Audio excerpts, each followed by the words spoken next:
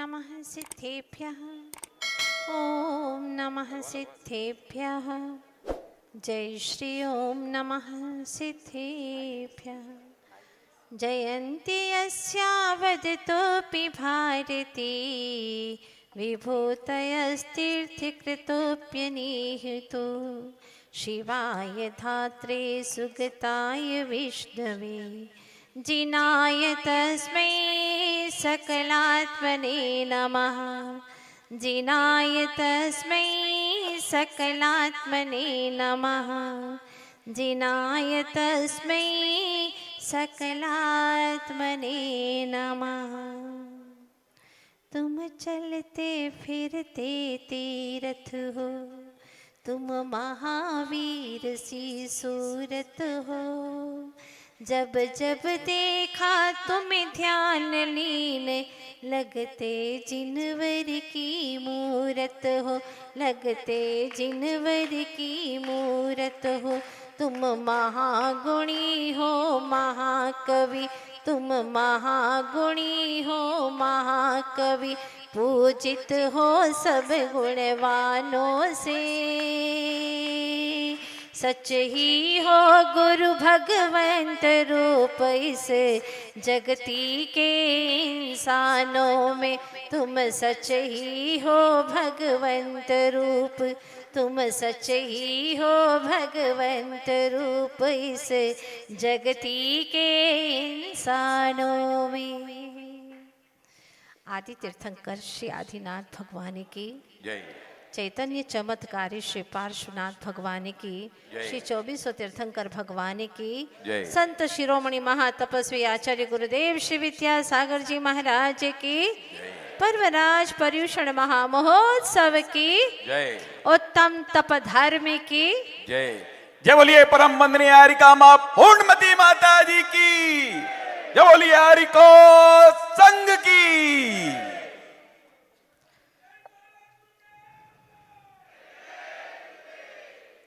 हम जिंदगी भर जीते हैं कुछ इस तरह, हम जिंदगी भर जीते हैं कुछ इस तरह कि जीना नहीं चाहते जीना पड़ रहा है।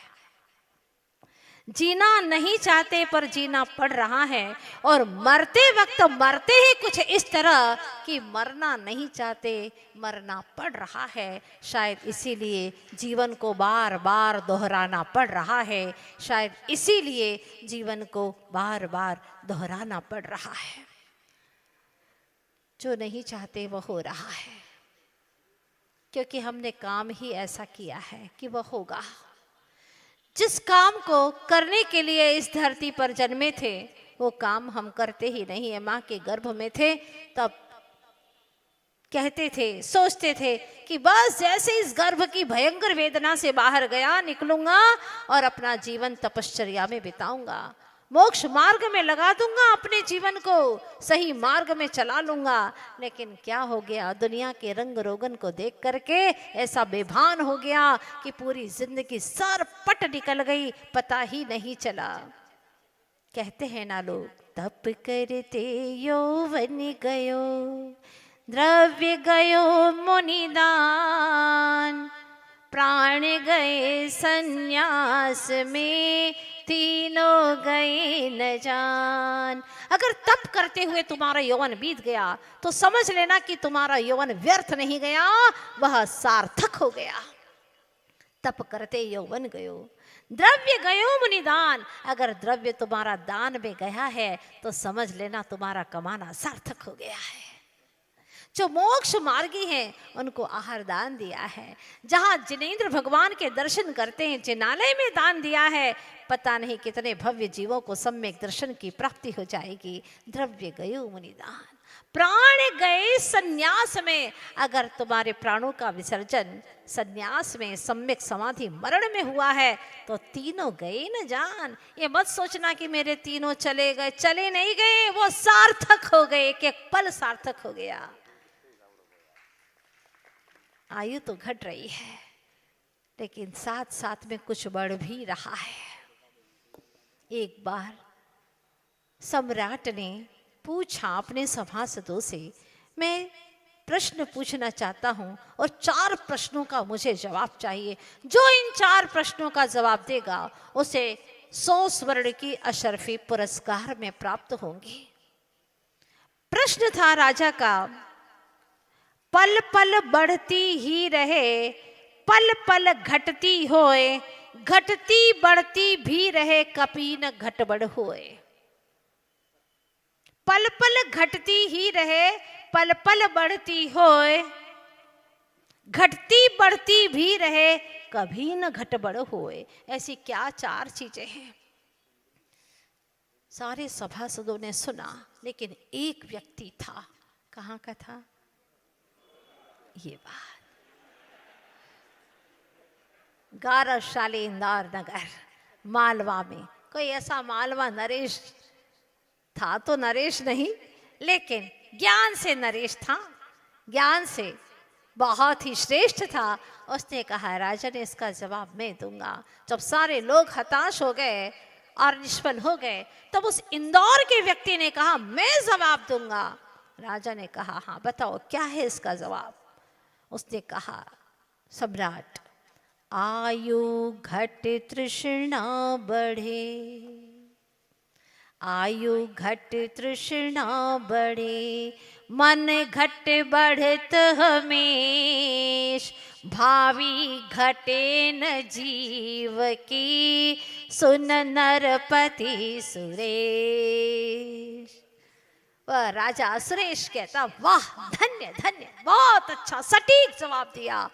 हर पल पल पल आयु घट रही है, अंजलि सम जल जवानी घटती जा रही है, पल पल घटती जा रही है, हर पल आयु के निशे खिरते जा रहे हैं। आयु घट तृष्णा बढ़े, पर तृष्णा बढ़ती जाती है। छोटा सा था, बहुत छोटी छोटी तृष्णाएं थी, है ना, छोटे छोटे खिलौने से काम चल जाता था। छोटा सा घर, मिट्टी का चूल्हा, छोटे छोटे बर्तन खेलने के, और छोटी सी एक गुड़िया थी, बस उसी से खेल लेता था। छोटा सा एक मकान था खेल खिलौने का, उसी में मस्त रहता था। लेकिन अब बड़ा हो गया, अब छोटी गुड़िया से काम न चलेगा, अब छोटे से घर से काम न चलेगा, अब छोटी सी गाड़ी से काम न चलेगा, अब तो अच्छी वाली गाड़ी चाहिए। हाँ, ब्रांडेड होना चाहिए, हर चीज ब्रांडेड होना चाहिए। हाँ, अब काम नहीं चलता, तृष्णाओं का विस्तार हो गया। जितना जितना आकांक्षाओं का विस्तार हो गया, उतनी ही चीजें बड़ी बड़ी चाहिए, बहुत सी चाहिए, बड़ी भी चाहिए बहुत सी भी चाहिए। मन भरता नहीं है, एक हुआ तो 2 चाहिए, अनेक चाहिए, और जिंदगी भर इन्हीं तृष्णाओं के विस्तार में व्यक्ति का जीवन खत्म हो जाता है। आयु घट तृष्णा बढ़े, तृष्णा नागिन ज्यों ज्यों डंके, लहर जहर की आवे। आप भूल तो नहीं गए ना, कल मैंने एक जगह आपको स्टेन करके रखा था, आचार्य भगवान महामुनीश्वर के श्री चरणों में। वह यमपाल भी पहुंचा था, बड़े बड़े राजे महाराजे दर्शन कर रहे थे। सोचा था उसने कि मैं भी जाऊं, लेकिन इतने बड़े लोगों के बीच में मुझे तो कोई भी गिरा देगा, धक्का मार के बाहर कर देगा, और क्या पता इतने बड़े लोगों के सामने उन्होंने मुझे देखा कि नहीं देखा, मैं तो बहुत छोटा गरीब सा हूँ, तो सबको निकल जाने दो। इसके बाद में वह पहुंचता है गुरु महाराज के पास में, लेकिन गुरु के लिए क्या धनी क्या निर्धन, वह तो देखते हैं कि यह गुणवान कितना है, गुणवान है तो उसे आशीर्वाद विशेष मिल जाता है। धन्य है वह क्षण। जब वह पहुंचा तो गुरु ने कहा, हे भव्यात्मन, सुन करके हृदय बाग बाग हो गया। मुझे इतना अच्छा शब्द से पुकारा, आज तक किसी ने नहीं पुकारा मुझे। हे भव्यात्मन, तुम्हारा संसार निकट है, बोलो क्या नियम लेना चाहते हो? महाराज, आप तो मेरे लिए भगवान हैं, आप जो कहेंगे वही नियम धारण करूंगा, बस मेरे अनुकूल हो, क्योंकि मेरा काम तो आप जानते ही हैं, राजा के यहाँ मैं नौकरी करता हूँ और मुझे फांसी की सजा देने में मुझे ही नियुक्त किया गया है। लोगों को पता नहीं कितनी दिन में कितने लोगों को फांसी की सजा मुझे देनी पड़ती है, उनको मौत के घाट उतारना पड़ता है, राजा की जो आज्ञा है वो करना ही पड़ता है। मुझे बहुत दुख होता है, लेकिन क्या करूं, आप तो मुझे जो आज्ञा दें वही मैं पालन करूंगा। महाराज श्री ने कहा, सुनो, चतुर्दशी के दिन, सिर्फ चतुर्दशी के दिन जीवन पर्यंत के लिए, चाहे कैसी भी परिस्थिति आए, तुम कुछ भी करो, लेकिन उस दिन तुम किसी जीव की हिंसा नहीं करोगे। ठीक है महाराज, एक दिन का पालन तो मैं बहुत अच्छे से कर लूंगा, प्राणपण से इस नियम का पालन करूंगा। साथ में मुनीश्वर ने उन्हें महामंत्र का स्मरण कराया, याद कराया बैठ करके, और उस भव्य जीव ने नमोकार मंत्र को कंठस्थ कर लिया। कहा कि नित्य प्रतिदिन एक माला अवश्य फेरना, इससे तुम्हारा उद्धार होगा। इसमें पंच दिव्य शक्तियां हैं, परम वीतरागी हैं, राग द्वेष से रहित हैं। ऐसे महान महान आत्माओं का यह स्मरण का मंत्र है। जाओ, तुम्हारा कल्याण होगा।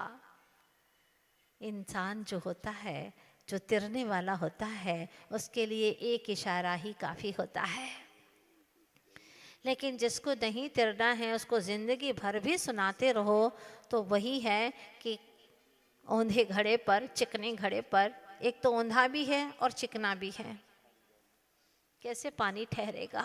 वो नहीं ठहर सकता। लेकिन उस भव्य जीव का उद्धार होना था, गुरु के ज्ञान में आ गया था, आशीर्वाद दिया और वो चला गया। संयोग की बात थी, क्या करें? चतुर्दशी का दिन, संकल्प था, पत्नी से कह दिया, बोल देना राजा के यहाँ से कोई भी आए बुलाने के लिए तो बता देना कि आज मेरे स्वामी घर पर नहीं है, किसी आवश्यक कार्य के लिए उन्हें अचानक घर से बाहर जाना पड़ा है, ताकि मैं अपने नियम का पालन कर सकूं। आज पहली चतुर्दशी है। हाँ। और इतने में ही क्या हुआ, वो चतुर्दशी कौन सी थी? अष्टानिका की चतुर्दशी थी। और राजा ने पूरे नगर में ढिंडोरा पिटवा दिया था कि इस अष्टानिका में कोई भी जीव की हत्या नहीं करेगा। किसी ने भी अगर जीवों की हिंसा की तो उसे फांसी का हुक्म सुनाया जाएगा, फांसी दी जाएगी। ये राजा ने नगर में ढिंडोरा पिटवा दिया। अष्टानिका महापर्व है। पहले राजा ऐसे होते थे, अहिंसक दयालु राजा होते थे, और पर्वों में ऐसी घोषणा कराते थे, उचित दंड दिया जाता था ताकि कोई भी गलत कार्य राज्य में न करे। लेकिन हुआ क्या कि दूसरे दिन त्रयोदशी का दिन था और राजा के ही बगीचे में जीवों को मार करके उनकी हड्डियां वहां पर गिरी पड़ी मिली। माली ने देख लिया था कि किसने जीवों को मरवाया है, मारा है, किसने भक्षण किया है, लेकिन बोले तो कैसे बोले? उसके तो प्राणों की बाजी लग सकती है, उसको भी मृत्यु दंड हो सकता है। कुछ न बोला। राजा ने बुलाया कि यह अष्टानिका पर्व में यहाँ पर हड्डियां कहाँ से आई, किसने जीवों को मारा है मेरे बगीचे में? कोई नहीं बोला। तब राजा ने अपनी बुद्धिमत्ता से रात में गश्त लगाई, और गश्त लगाई तो इसमें से उसने धीरे से सुना, माली मालिन से कह रहा था कि मैं जानता हूँ कि काम किसने किया है, तू भी जानती है, लेकिन अपन कैसे बोले राजा को? वो हमें मार देगा, फांसी की सजा दे देगा, क्योंकि उसका तो इकलौता बेटा है राजकुमार, वो उसे तो मार ही नहीं सकता, और हमें और मरना पड़ेगा। इसलिए चुप रहने में ही सारे, तुम्हारा मुंह कभी खोलना मत, कभी मत खोलना, बाद में भी खोला तो तुम्हें मृत्यु दंड मिलेगा। ये बात राजा ने सुन ली। राज दरबार में बुलाया माली को, प्रातः काल चतुर्दशी का दिन, और कहा कि सच बताओ, अगर सच नहीं कहा तुमने, मुझे पता है कि तुम सच क्या है जानते हो, अगर तुमने नहीं बताया तो तुम्हें जरूर प्राण दंड मिलेगा, और अगर बता दिया तो ये राजा के वचन है, वो तुम्हें अभयदान देता है, अभयदान देता है तुम्हें कोई प्रकार की बाधा नहीं आएगी, तुम्हारा सारा जीवन सुरक्षित रहेगा, ये मेरा वचन है। तब उसने बताया कि इस तरह से आपके ही इकलौते बेटे राजकुमार ने जीवों को मरवाया और मांस का भक्षण किया है। ओहो, राजा ने कहा कि अगर इस तरह से मेरा पुत्र भी गलत कार्य करता है और मांस भक्षण कर रहा है, मुझे तो ज्ञात ही नहीं था। बहुत अच्छा, उसकी भूरी भूरी प्रशंसा की और घोषणा करवा दी, आज राजकुमार को फांसी की सजा दी जाएगी। अब बुलाने भेजा, प्रातः काल का समय, चतुर्दशी का, और सिपाही गए यमपाल के घर पर बुलाने के लिए और कहा चलो, आज तो जीवन का सबसे बड़ा दिन है तुम्हारा, चलो, कहाँ हो तुम? पत्नी आई और उसने कहा आज तो मेरे स्वामी है ही नहीं, वो तो बाहर गए हुए हैं, बाहर गए हैं। अरे रे रे, कितना दुर्भाग्य है, कितना बदकिस्मती है तुम्हारा पति, आज तो जो मांगता वो उसे मिल जाता। आज तो राजकुमार को फांसी का हुक्म है, राजा का इकलौता बेटा राजकुमार, उसको फांसी की सजा मिलने वाली है और तुम्हारे पति को आज बहुत बड़ा इनाम मिलने वाला है। तो पत्नी के मन में लोभ आ जाता है, चाह उत्पन्न हो जाती है कि इतना बड़ा काम होने वाला है। ऐसे ही तो डिजायर होती है, इच्छाएं होती हैं, और यही इच्छाएं हमें कैसे दुख उत्पन्न करती हैं। वर्तमान में नियम भंग कर देते हैं इच्छाओं के नागिन से प्रेरित होकर के, और वह हमें ऐसा विषाक्त जहर हमारे भीतर में मुंह का घोल देती है कि हम बेभान हो जाते हैं। आपने किसी गाड़ी को देखा, गाड़ी देखते ही क्या मन में भाव आया? विष पैदा हुई है ना। फिर इसके बाद में वही विष डिजायर बन जाती है, इच्छाएं बन जाती है, हर पल आपको परेशान करती रहती है। फिर आप क्या करते हैं? फाइनेंस करवाते हैं। फाइनेंस तो करवा दिया, लेकिन अब क्या हुआ? इतना पैसा तो है ही नहीं, अब आपको एक्स्ट्रा ड्यूटी करनी पड़ती है। एक्स्ट्रा ड्यूटी की, रात रात भर जागते रहे, अब स्वास्थ्य बिगड़ने लगा, चिड़चिड़ापन आ गया, घर में पत्नी पर गुस्सा करने लगे, माँ अपने बच्चों पर गुस्सा करने लगी, घर में तहलका मच गया। घर में जो शांति का साम्राज्य था, अब वो सारा साम्राज्य हो गया भंग। जो खुशियां थी वह सब खत्म हो गई। काश वह इच्छा उत्पन्न हुई, वो भाव पैदा हुए, उसी वक्त ही उनको खत्म कर देते कि इसके बिना भी, गाड़ी के बिना भी मेरा काम चल रहा है। तो तुम्हारे जीवन में ये अशांति नहीं आती, सारा घर तुम्हारा तहस नहीं होता, तहस नहस नहीं होता। गाड़ी आ भी गई तो क्या, सो व्हाट, सारी जीवन की शांति तो छिन गई। आज यही हो रहा है, plane living and high thinking, ये जीवन होना चाहिए। लेकिन क्या हो रहा है? हाई लिविंग, हाँ, हाई सोसाइटी में रहते हैं, अप टू डेट होना चाहिए, स्टेटस है हमारा तो बहुत अच्छा होना चाहिए, और अंदर में फटीचर हो रहे हैं, बुरे हाल हो रहे हैं। इतना दिखावा बढ़ता जा रहा है व्यक्ति का, क्योंकि इच्छाएं बढ़ती जा रही है, बढ़ती जा रही है, आकांक्षाओं का इतना विस्तार है। आयु घट तृष्णा बढ़े, आयु घट रही है और तृष्णा बढ़ती जा रही है। दूसरे प्रश्न का जवाब मिल गया होगा आपको। पल पल घटती ही रहे, पल पल बढ़ती होए, घटती बढ़ती भी रहे मन। मन कैसा है? घटता भी है, बढ़ता भी है। मंदिर में गए, भगवान के, ओ जैसे भगवान आत्मा हो गए, प्रकट हो गया भगवान आत्मा भगवत्ता। यहाँ बैठे इतने शांत, क्या यही रूप हमें 11वें दिन दिखाई देगा? बोलो ना। नहीं, मुश्किल है। चाल ढाल बदल जाएगी, वस्त्र बदल जाएंगे, वस्त्र बदलते ही हाव भाव बदल जाते हैं। हाँ, सामने ही रहोगे तो रहो, हम तो मना ही नहीं कह रहे हैं, बहुत अच्छा। जब तक गुरुदेव हमें यहाँ रखेंगे, बिल्कुल सामने बने रहो, ऐसे ही धर्म ध्यान की गंगा बहती रहेगी। क्या आनंद है, इससे बड़ा कोई आनंद ही नहीं है। बहुत कठिन होता है। मंदिर गए तो मंदिर में भाव अलग, घर गए तो घर में भाव अलग, शादी ब्याह में गए तो वहाँ की रौनक अलग, वहाँ की पूरी अदाएं चेंज हो जाती हैं आपकी। ऐसे ऐसे शिविरार्थी जैसे शादी ब्याह में दिखोगे क्या?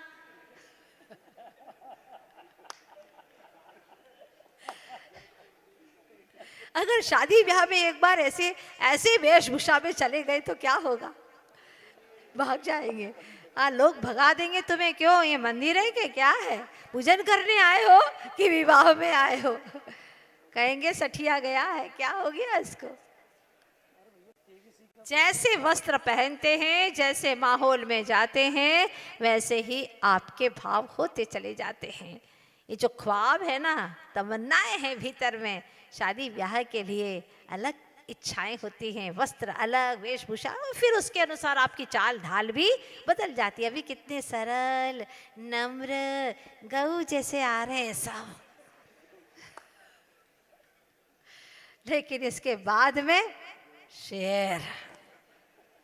आचार्य देव कहते हैं, खूब तड़फाया तेरी ख्वाहिशों ने तुझे, अब तो इन्हें तड़फती छोड़ दे। तेरी ख्वाहिशों ने तुझे बहुत तड़फाया है चेतन, अब तो इन्हें तड़फती हुई छोड़ दे। कुछ न मिलेगा इन ख्वाहिशों से, इन इच्छाओं से, आज तक ना कुछ मिला है ना कुछ मिलेगा। कहा है शतक में, इच्छा से जब कुछ ना होता, फिर क्यों कष्ट उठाते हो? सब अनर्थ की जड़ है इच्छा, समझ नहीं क्यों पाते हो? ज्ञानानंद घातने वाली इच्छाएं ही विपदा है, निस्तरंग आनंद सिरो मेरे, निज में शाश्वत सुखदा है। इच्छा ही है शत्रु तुम्हारी, सब सुख चैन छीन लेती, सही समझ ही मीत बने तो खोई निज निधि दे देती। सही समझ लो, बस ये तुम्हारी बपोती है, ये तुम्हारी निधि है। चाहते तो है माता जी शत्रु को ना पालें और सही सम्य ज्ञान को अपना मीत बना ले, चाहते तो यही है। उसमें भी लोगों ने भजन बना दिया एक, चाह यही है हृदय हो निर्मल, मनी क्यों नहीं बदलता है? आप बता दो हमको हे गुरुवर, ये दिल क्यों नहीं बदलता है? आप बता दो हमको ये गुरुवर, ये दिल क्यों नहीं समझता है? आप लोग सब जानते हैं ना, ये भी कहते हम जानते हैं ये जीवन तो क्षण भर का उजियाला है, सांस न जाने कब रुक जाए, आखिर सबको जाना है, आखिर सबको जाना है। फिर भी फंसता जाता है मनवा, ऐसा सब क्यों होता है? आप बता दो हमको हे गुरुवर, ये दिल क्यों नहीं समझता है? सब जानते हैं, इतना भी जानते हैं, सुख देने से सुख मिलता है, कहते हैं हम हरदम ही, पर देते हमेशा दुख ही दुख, कैसी है ये नादानी, कैसी है ये नादानी। कुछ सोचे ना समझे ये मनवा, ऐसा सब क्यों होता है? आप बता दो हमको हे गुरुवर, ये मन क्यों नहीं समझता है? आप ही बता दो ये क्यों नहीं समझता। वो बता भी देंगे लेकिन समझना तो तुझे ही होगा। आचार्य जी कई बार बोलते हैं कि समझदार ही बीच मझधार में होता है। क्या? समझदार ही बीच मझधार में होता है। बीच मझधार में पड़े हुए हैं, कर तो रहे हैं सब कुछ, धर्म ध्यान सब कुछ कर रहे हैं। तुम क्यों कर रहे हो ये महत्वपूर्ण, क्या क्या कर रहे हो ये महत्वपूर्ण नहीं है, क्यों कर रहे हो? धम्मम भोग निमित्तम न दुसो कम क्षय निमित्तम। कर्म क्षय के लिए नहीं कर रहे हो, भोगों के निमित्त से कर रहे हो। ऐसा धर्म ध्यान करते हैं ना 10 दिन तो 355 दिन तक खूब धन आता है, दुकान अच्छी चलती है, हाँ, और बेटा भी होता है इससे। हे भगवान, बहुत रॉन्ग नंबर आपने डायल कर दिए हैं। इस धर्म से तो भगवान हो सकती हो तुम, भगवान, इतनी बड़ी वस्तु हासिल हो सकती है तुम्हें, और तुम क्या छुटपुट चीजों के पीछे पड़े हो। फसल आएगी तो घास तो फूस तो यूं ही उग जाएगी। बाह्य उपलब्धि के लिए कर रहे हैं, वह तप नहीं है, वह तो मेहनत मजदूरी है। जैसे एक डॉक्टर है, एक डॉक्टर है 8-8 घंटे ऑपरेशन कर रहा है, बिल्कुल तल्लीनता से। थोड़ी सी भी गलती हो जाए मरीज खत्म। एक छोटी सी गलती सारे समीकरण को गलत कर देती है, सवाल को सारा गलत कर देती है। प्लस के स्थान पर माइनस कर दो, क्या हो जाएगा? सारा गणित फेल हो गया आपका। बस उसी प्रकार से डॉक्टर 8-8 घंटे तक ऑपरेशन में तल्लीनता से दिमाग खपा रहा है, लगा रहा है, बिल्कुल तल्लीन है। मैं आपसे पूछना चाहती हूँ, उसकी उस कठिन परिश्रम को, मेहनत को, क्या आप तपस्या नहीं कहेंगे? बोलो, उसको महातपस्वी कहोगे? तपस्वी मान करके उसकी पूजा करोगे आज के दिन? आ जाओ डॉक्टर साहब, नहीं कर सकते। एक कृषक है, सवेरे से रात तक खेत खलिहान में परिश्रम कर रहा है, बहुत मेहनत कर रहा है, कठोर कठोर कार्य कर रहा है। क्या उसकी उस मेहनत मजदूरी को आप तपस्या नहीं कहोगे? बोलो ना, नहीं कहोगे। लोग असमंजस में पड़े, कुछ लोग थोड़ा यूं हिला रहे फिर यूं कर रहे, मतलब दोनों चीजें हैं। अभी ये जान ही नहीं रहे कि उसको तपस्वी कह दे कि नहीं कह दे। अगर सारे कृषि करने वाले ही तपस्वी हो जाएंगे तो ऋषियों को कौन पूछेगा? नहीं, वो कृषक को हम तपस्वी नहीं कह सकते। एक विद्यार्थी आईएएस का एग्जाम दे रहा है, दिन भर में 18 घंटे पढ़ रहा है, 18 घंटे पढ़ रहा है, बिल्कुल तल्लीनता के साथ में। क्या उसके कठिन परिश्रम को आप तपश्चर्या नहीं कहेंगे? नहीं कह सकते। एक व्यापारी है, बेचारा पूजन पाठ सब छोड़ छुड़ा करके, पर्यूषण में भी सब छोड़ दिया उसने, और ऐसा तल्लीनता से व्यापार कर रहा है। सवेरे के 8 बजे से रात के धर्म ध्यान की भी यहाँ शिविर छोड़ दिया बेचारे ने, क्योंकि हाय पैसा, जैसा तैसा कैसा भी आए पैसा है। इतनी मेहनत मजदूरी कर रहा है, और उससे पूछो तो वो कहता है नहीं नहीं, मैं अपने लिए थोड़ी ना कुछ करता हूँ, मैं तो दूसरों के लिए कर रहा हूँ।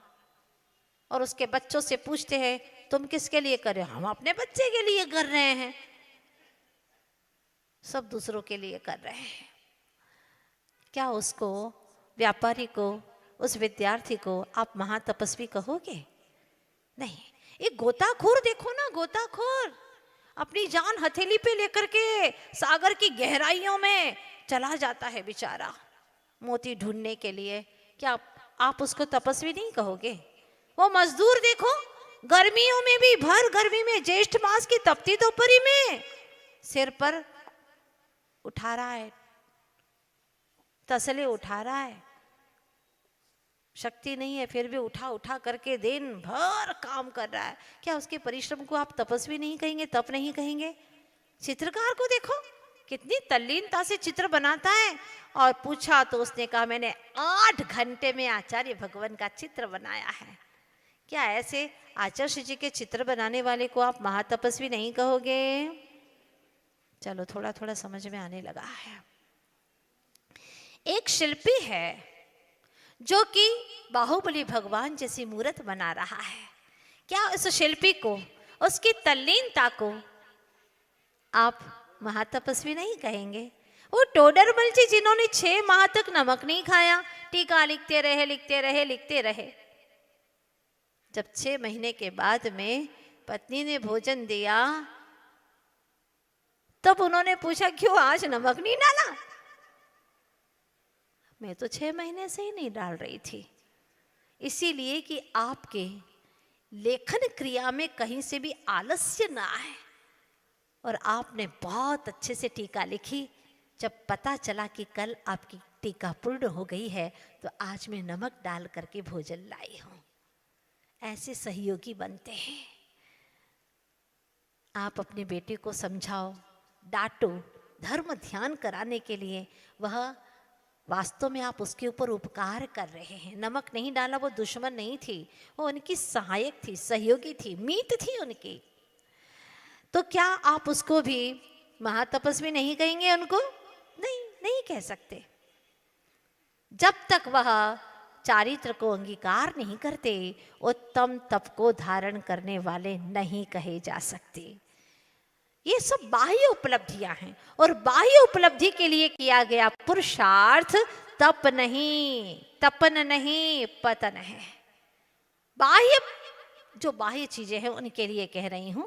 हाँ, उनके लिए कर रहे हैं, जैसे कृषक है, डॉक्टर है, विद्यार्थी है, व्यापारी है, गोताखोर है। अगर डॉक्टर कर रहा है और उस मरीज को बचाने के लिए कर रहा है तो उसको तप तो नहीं कहेंगे, लेकिन हाँ, वो एक नेक सज्जनता का कार्य अवश्य कर रहा है। उसको तपस्वी नहीं कहते। तपस्वी होते हैं वो तृप्त होते हैं, तप्त नहीं होते, संतप्त नहीं होते। जहाँ कुंद कुंद महाराज कहते हैं समयसार ग्रंथ राज में, एदम मीरदो निच्चम संतुष्टो होदे निच्चमेदम मी एदेन होदि तित्तो सो हो हदि उत्तमम सुखम। हे चेतनात्मन, यहीं पर आकर के तृप्त हो जाओ। एदम मीरदो निच्चम, यहीं पर रत हो जाओ, लीन हो जाओ। संतुष्ट हो नित्यमेदम में, नित्य ही यहीं पर तुम संतुष्ट होगे। आज तक तुम्हें बाहर में कहीं संतुष्टि नहीं मिली, कहीं तृप्ति नहीं मिली। अगर तृप्ति मिलेगी तो अपने भीतर में ही मिलेगी। एदेन होति तित्तु, इसके माध्यम से ही तुझे तृप्ति मिलेगी। बाहर में कहीं तृप्ति है ही नहीं, और लगा ही हुआ है। तो शुरुआत करें जिससे हम इच्छा पर कंट्रोल कर सके। खुजली आई, मत खुजाओ, अपने आप थोड़ी देर के बाद में खुजली शांत हो जाएगी। और खुजाया तो बार बार बार बार खुजाना पड़ेगा। ये बात सच है कि नहीं? छोटे छोटे संकल्पों से अपने मन को मजबूत करो। इच्छा भी हमसे भीतर से ही उत्पन्न हो रही है और इच्छा का विनाश करने वाले भी हम ही हैं। लेकिन हाँ, शुरुआत में थोड़ी परेशानी अवश्य होती है। शुरुआत में थोड़ी परेशानी अवश्य होती है। जैसे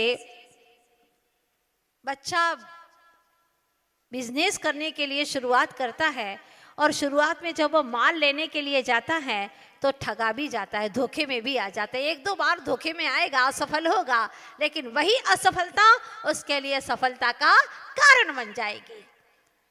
किसी लोटे को रस्सी से बांध दो और फिर आप घुमाओ, तो शुरुआत में आपको घुमाना पड़ता है उस लोटे को, लेकिन घुमाते घुमाते घुमाते क्या होता है, वह स्वयं ही लोटा आपके हाथ को घुमाने लगता है। ये स्थिति आती है, शुरुआत में परेशानी आती है। आचार्य भगवान गुरुवर श्री विद्यासागर जी महाराज ने मूक माटी महाकाव्य में बहुत सुंदर पंक्तियां प्रासंगिक स्मरण में आ रही है। प्रतिदिन बरसों से रोटी बनाता खाता आया हो, तथापि वह पाक शास्त्री की पहली रोटी करड़ी क्यों बनती है बेटा? धरती माँ समझा रही है, अपने माटी को समझा रही है। प्रतिदिन बरसों से रोटी बनाता खाता आया हो, फिर भी पाक शास्त्री है, फिर भी पहली रोटी करनी क्यों बनती है बेटा? इसीलिए सुनो, अभ्यास से डरना नहीं और आलस्य करना नहीं। यहां से जाकर के अभ्यास छोड़ मत देना। आलस्य मत करना, ध्यान रखना। आगे लिखते हैं, कुशल लेखक को भी नई नींब वाली लेखनी ले लिखता है।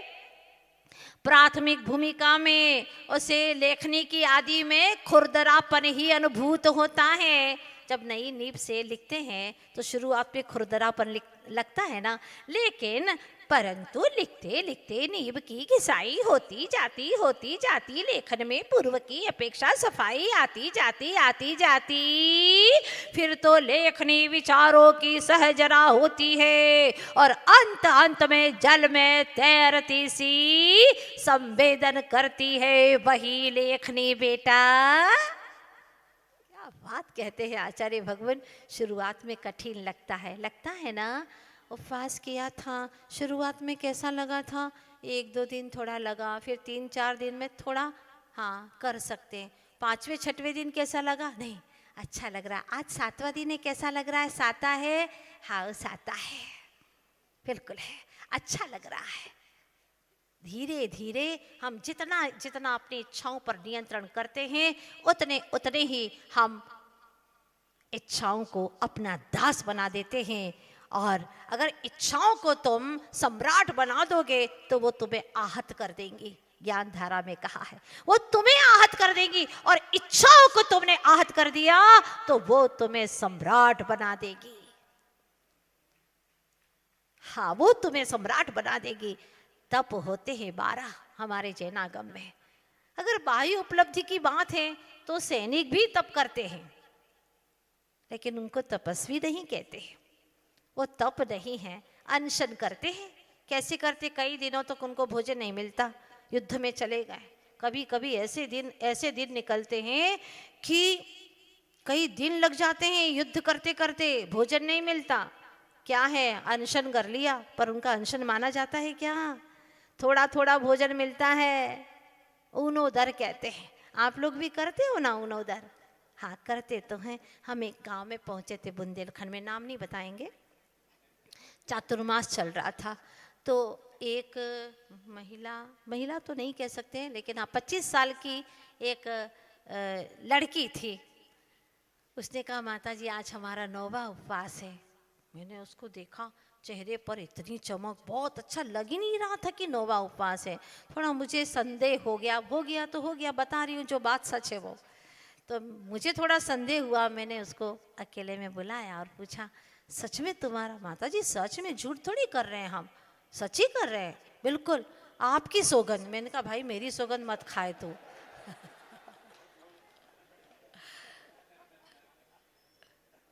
उसने कहा, नहीं माता जी सच बता रहे, हमने उपवास किया है। फिर मैंने उसको धीरे से और पूछा, क्योंकि मुझे विश्वास नहीं हो रहा था। मैंने उससे पूछा कि कुछ लेकर के तो करती होगी ना, क्योंकि एकदम 9 उपवास तो हो नहीं सकते। जब ऐसे पूछो तब सही बताते हैं। हाँ, जब उनसे पूछो कि ये कुएं का पानी तो नहीं है ना? हाँ नहीं है, तो नल का ही पानी है। और अगर इनसे ये पूछो कि नल का पानी तो नहीं है, नहीं कुएं का है, ये गड़बड़ होता है। तो अपने को भी तरीका निकालना पड़ता है। हमने उससे कहा कि देखो, ऐसे 9 उपवास तो हो नहीं सकते आज के शरीर में, थोड़ा बहुत कुछ तो लेना पड़ता होगा। माता जी तन्नक मनक सो लेत, हम तो कुछ ज्यादा न लेत। अच्छा हाँ, तन्ना मनक सो लेत, हम तो ज्यादा नहीं लेत माता जी। काय से हमसे भावत नहीं आ,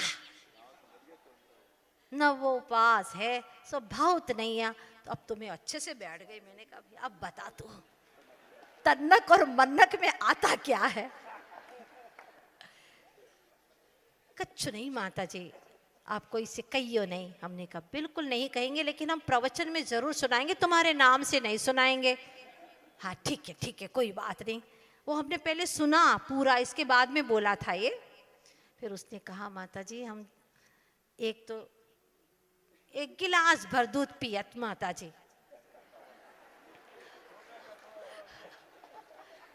ज्यादा कच्छु नहीं लेत, एक गिलास भर दूध पियत। फिर मैंने कहा, और कच्छु लेत? कच्छु नहीं माता जी, काय से पेट में पचत नहीं आ, तो पौआ भर काजू किशमिश खात, पौआ भरी खाते। मुझे तो और दिलचस्पी लगी उसकी बातों में। मैंने कहा और कछु तनक बनक में क्या आता है बताओ। कछु नहीं माता जी, वो का मोड़ो मानत नहीं है, सो एक डजन भर केला दे जात, वो भी स्वाहा हो जाते हैं, वो भी स्वाहा।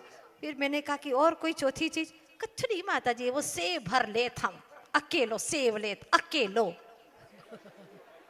अब 12 तो केलो हो गया, केला तो 12 हो गया और अकेला सेब खा रही, कोई बात नहीं। सुन लिया आप लोगों ने? ये क्या है?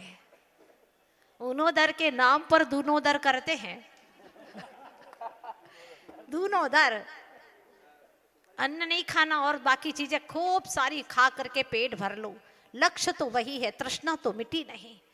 हरी नहीं खाए तो सूखा सूखा करके खा लेते हैं, क्या करो। और कहते नहीं बिल्कुल सूखा है, क्या कहोगे।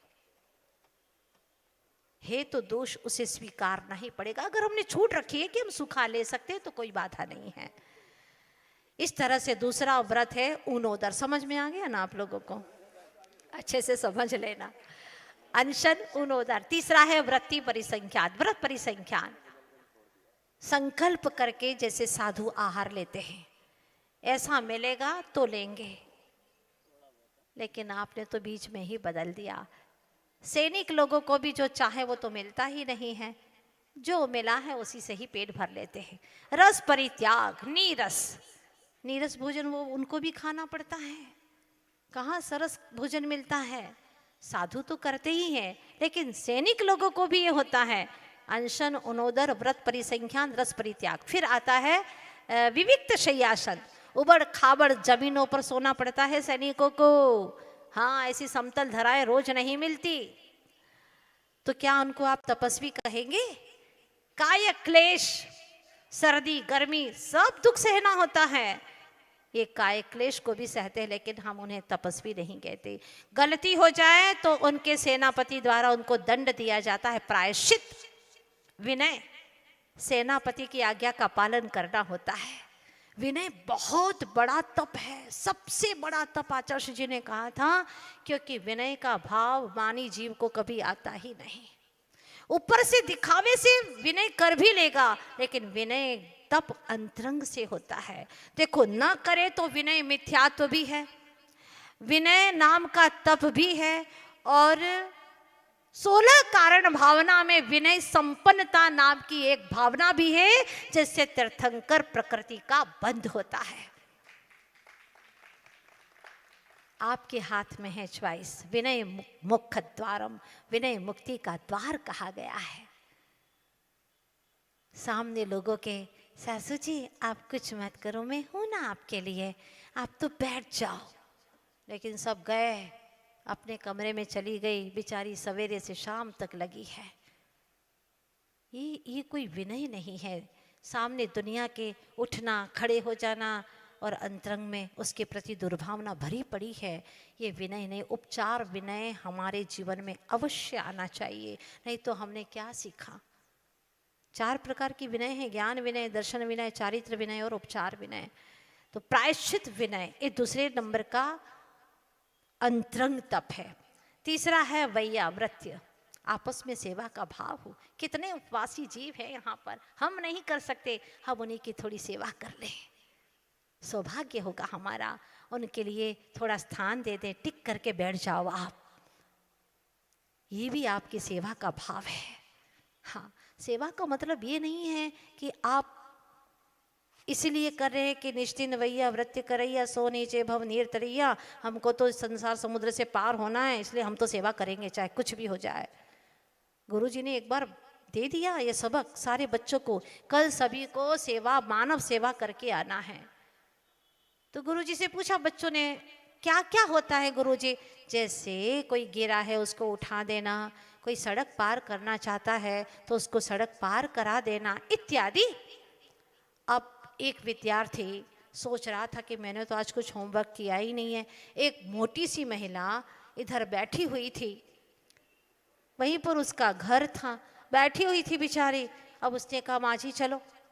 बोले कहाँ चलूं? तो रास्ता पार करना पड़ेगा आपको। तो उसको उठाने लगा और मोटी थी, उठने ही नहीं, उठे ही नहीं उससे। तब उसके दूसरे विद्यार्थी को बुलाया, तुम भी आ जाओ, तुमने कर ली आज की मानव सेवा। बोले नहीं किए, चलो अपन दोनों उठा करके उस रास्ते पार करा देते उसको। अब दोनों ने उसको पकड़ा, वो मना कह रही मेरा घर यहाँ, मुझे कहाँ ले जा रहे हो? नहीं हम तो घसीट के भी ले जाएंगे, मानव सेवा करना मतलब करना है हमें। लेट पहुंचे। गुरुजी ने कहा इतनी देर क्यों हो गई? गुरुजी कल का होमवर्क कर रहे थे। क्या किया तुमने? हमने गुरुजी वो क्या एक महिला थी तो वो रास्ता पार कराया। तो इतनी लेट कैसे हो गए? क्या है गुरुजी सच्ची बता रहे, वो पार करना नहीं चाहती थी, उसका घर वहीं था, तो फिर हमको तो होमवर्क करना ही था, इसलिए हम दोनों ने मिल करके घसीट करके करवा दिया। आचार्य जी सही कहते हैं, ठीक ठाक तो करते नहीं, ठोक ठाक के चले जाते। तो पहले वैयाव्रती करना सीखो। कैसे वैयाव्रती करना चाहिए सीखो पहले। वैयाव्रत्य ऐसा होना चाहिए, वो जो चाहे वो चाहे मौन हो जाओ, ये भी वैयाव्रती है। हम सामायिक में बैठ रहे हैं, आप शांति बनाए रखें, ये भी वैयाव्रती। नहीं हम तो सामायिक में ही करके जाएंगे, आप करो सामायिक। हम अपने मोक्ष मार्ग को, हम अपने मोक्ष की तैयारी कर रहे हैं, और अगर आप कारण बन रहे हैं हमारे मोक्ष जाने में, तो आपको क्या बात है? आप अपनी सामायिक करो, हम आपको दबाएंगे और मोक्ष जाएंगे। तो मोक्ष जाओगे और हमारा क्या होगा? सामायिक में दबाओगे तो। समझने का प्रयास करो, ये वैयाव्रत्य नहीं है। प्रायश्चित, विनय, वैयाव्रत्य, स्वाध्याय। आज के समय में सबके सब धर्मोपदेश देना चाहते, हम भी प्रवचन दें, हम भी प्रवचन दें, लेकिन इसके पहले वाचना, प्रचना, अनुप्रेक्षा, आमना ये तो है ही नहीं, और सीधे धर्मोपदेश पर पहुंचना चाहते हैं। ये बिल्कुल गलत है। आचार्य जी कहते पहले वाचना करो, प्रचना करो, ज्ञान अर्जित करो, और जब तुमको ये हो जाए अब मैं इतना योग्य हो चुका हूँ और गुरु आज्ञा दे, तो फिर तुम प्रवचन करो, उपदेश दो, स्वाध्याय। तो सैनिक भी तो रण कौशल का अभ्यास करते हैं, आपस में सेवा करते हैं, वैयाव्रत्य करते हैं, पर उनको हम तपस्वी नहीं कहते।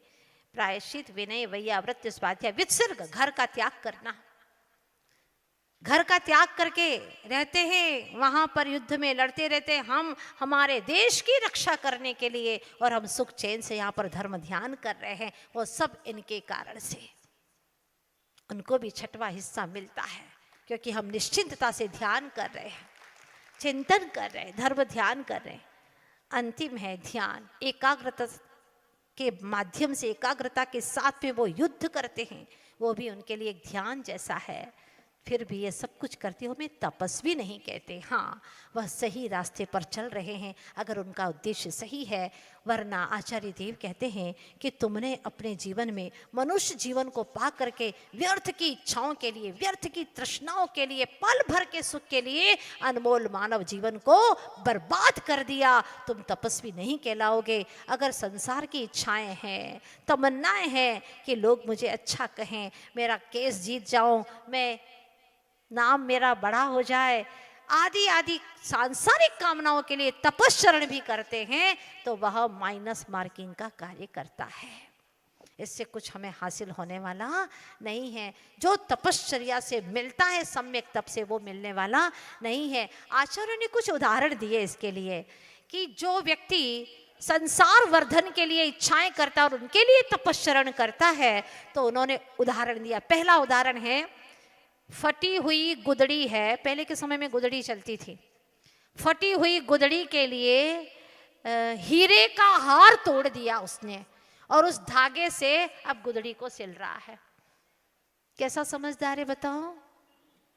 दूसरा उदाहरण दिया, झूठे बर्तन को मांजने के लिए चंदन की लकड़ी की राख बना रहा है, चंदन को जला रहा है। पूछा उसको, क्यों भैया काहे को जला रहे हो? अरे झूठे बर्तन मांजूंगा नहीं तो इसी राख से ही तो मांजूंगा। वाह, यह मूर्खता है। आगे इससे भी ना समझे तो और तीसरा उदाहरण दिया कि जैसे वेडूरी मणि की भगोनी है, काहे की? वेडूरी मणि की भगोनी, और उसमें तिल की खली तपा रहा है।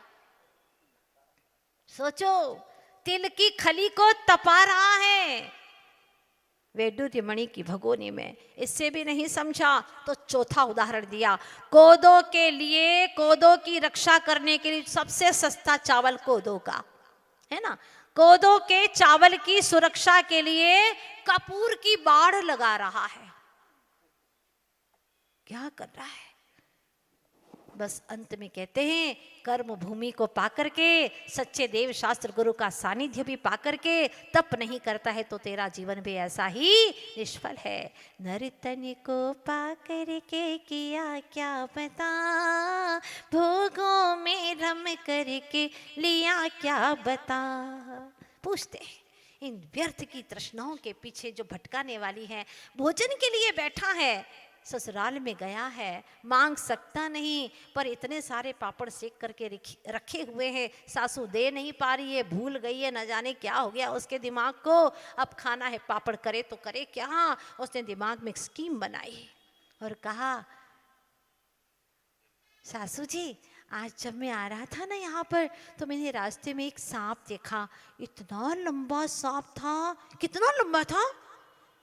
यहां जहां से मैं बैठा हूं ना वहां से वो पापड़ तक। हाँ, सासू को याद, अरे आज तो मैंने पापड़ तो परे से ही नहीं, अच्छा हुआ आपने बता दिया, वरना पापड़ तो आज परोस ही नहीं पाती, बहुत अच्छा हुआ। क्या इच्छाएं हैं मनुष्य के जीवन में, ये समाप्त नहीं होती है, जबकि हम सब के भीतर में एक आनंद का झरना बह रहा है। झरना स्वच्छ है, उज्जवल है। इस इंतजार में, इस प्रतीक्षा में है कि कोई आए, ऊपर की परतें हटाए और एक नई धार का दर्शन करे। लेकिन अनादिकाल से आज तक इस धार का दर्शन हुआ ही नहीं है। हमें लगता है तप यानी बहुत कठिन शब्द है यहाँ, जबकि आचार्य भगवत कहते हैं कि बेहोशी हटाना तप है, होश में आना तप है। कर्म क्षयार्थम तप्यतिथि तपः, कर्म के क्षय के लिए जो तपा जाता है उसका नाम है तप। इच्छा निरोधस तपः, इच्छाओं का निरोध कर देना तप है। कोई चाहत नहीं, इसमें कोई इच्छा नहीं, फिर भी कहता है वांट पीस, मैं शांति चाहता हूँ, शांति चाहता हूँ। अरे कहते क्यों हो? बोलना बंद करो, जितना बोलोगे उतनी अशांति होती जाएगी। आई निकाल दो, मैं भी निकाल दो, मान का प्रतीक है, वांट निकाल दो, चाहत छोड़ दो, चाह को भी निकाल दो, पीस रह जाएगा, ओनली पीस, सिर्फ शांति शांति शांति।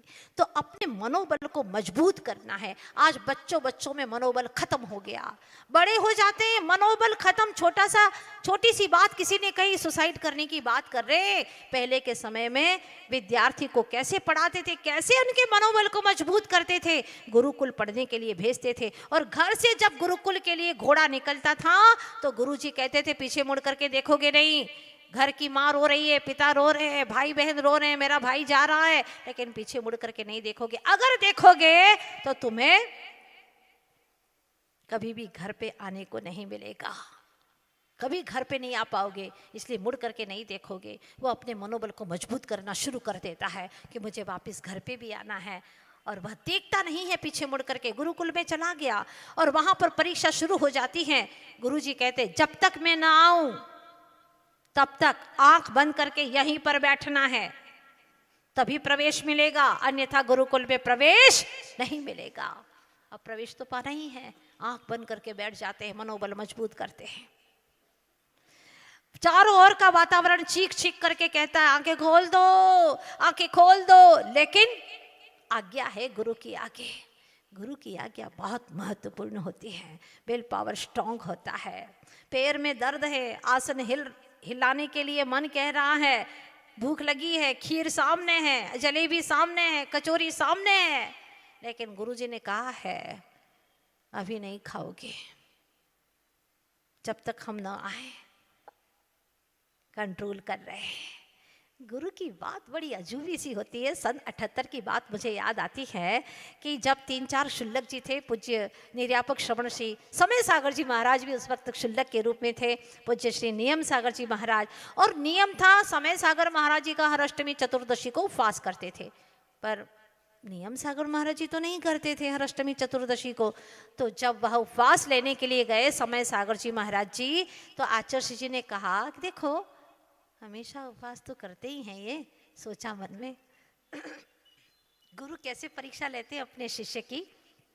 उन्होंने कहा सुनो, आज उनोदर कर लेना, उपवास मत करना।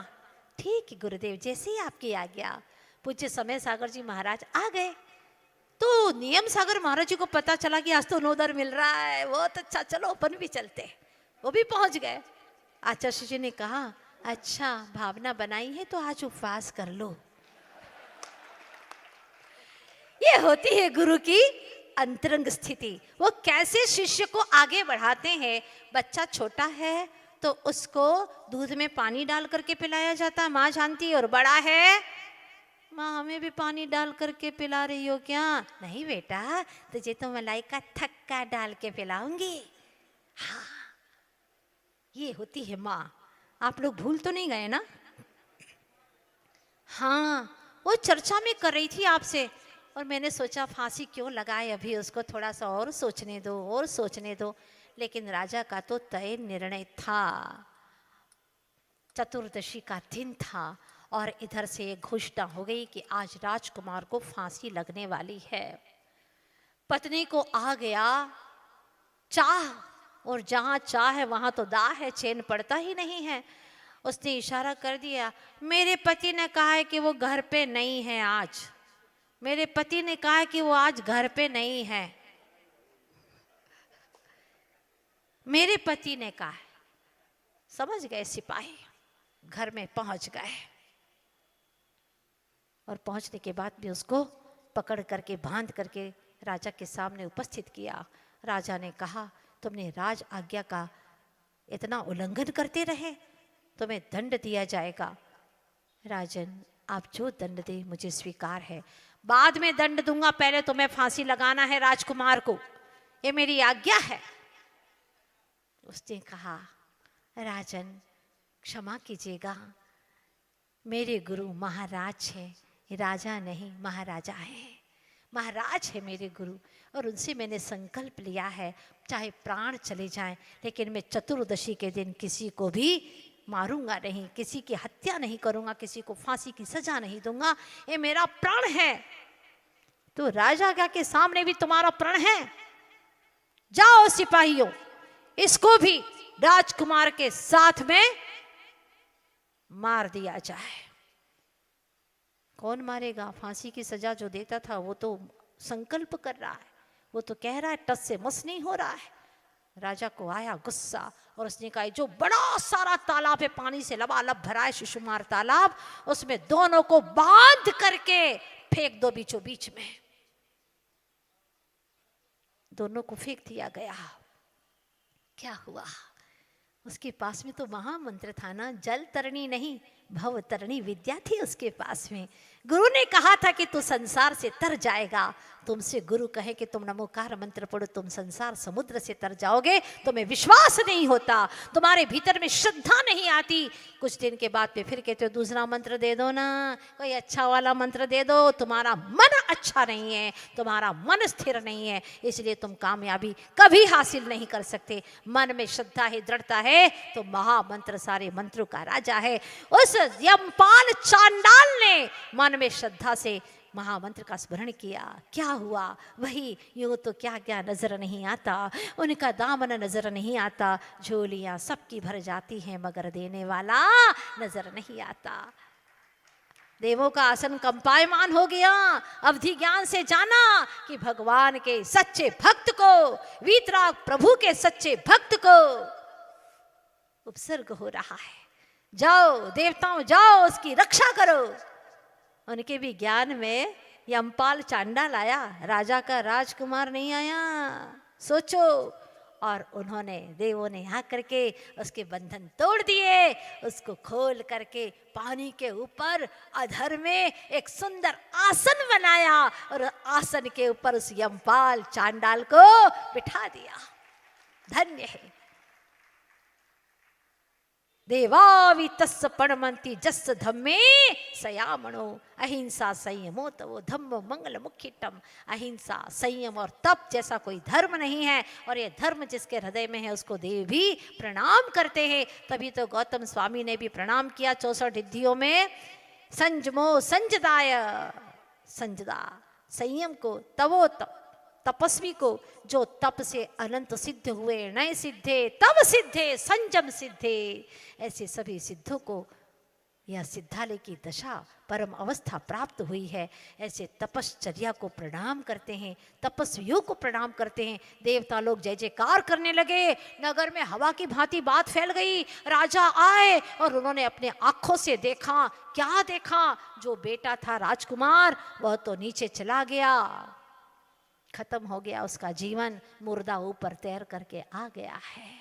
लेकिन यमपाल चांडाल, वाह, देवता जय जयकार कर रहे हैं, सब धर्म की जय जयकार है।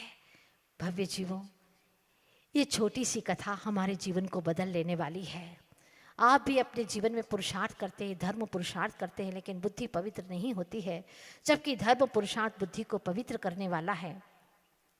अर्थ पुरुषार्थ तन को पुष्ट करने वाला है, धर्म अर्थ काम पुरुषार्थ मन को पुष्ट करता है, लेकिन मोक्ष पुरुषार्थ आत्मा को पवित्र करने वाला है, आत्मा की अपनी सबसे ऊंचाइयों पर पहुंचाने वाला है। इसलिए आप सभी से बस यही मेरा निवेदन है, यही गुजारिश है कि अपना जीवन आनंदमय हो और अंत में कोई ऐसी इच्छा न सताए जिस इच्छा के कारण संसार में परिभ्रमण करना पड़े। इसीलिए कुछ सूत्र हैं, इच्छाएं जितनी बड़ी होगी उतनी समस्याएं बड़ी होंगी तुम्हारी, इसलिए इच्छाओं को घटाना शुरू कर दो। अभी 10 दिन में आपके 2 जोड़ी कपड़ों से काम चला कि नहीं चला ना, तो आप आगे भी 2 नहीं 4 से चला सकते हैं। 1 जोड़ी से काम चल गया, सोचिए आप लोग, और कितना आनंद आया। जो आनंद 1 जोड़ी कपड़े पहन करके आया है, वो आप जिंदगी में 100 जोड़ी कपड़े रखते हैं, उसमें वो आनंद नहीं आता आपको। किसके लिए पहन रहे हो, किसको दिखाने के लिए पहन रहे हो? इसीलिए अपनी इच्छाओं को घटाना शुरू कर दो। ये इच्छाएं आपके घटाने से ही घटेंगी और आपके बढ़ाने से बढ़ जाएंगी। इसीलिए तपस्वी होने का उपाय, सबसे पहला सहनशील बनो, दूसरा अपनी अनंत शक्ति की पहचान करो, तीसरी बात परमात्मा की शक्तियों का गुणगान करो और उनके ही गुणों का चिंतन करो। एक दिन निश्चित रूप से वह आएगा दिन जब तुम्हारी इच्छाओं पर तुम कंट्रोल कर पाओगे, और सच्चे तपस्वी नहीं तो कम से कम तपस्वी के मार्ग पर चलना शुरू कर दोगे। बस यह उत्तम तप की अच्छी सी शुरुआत करना।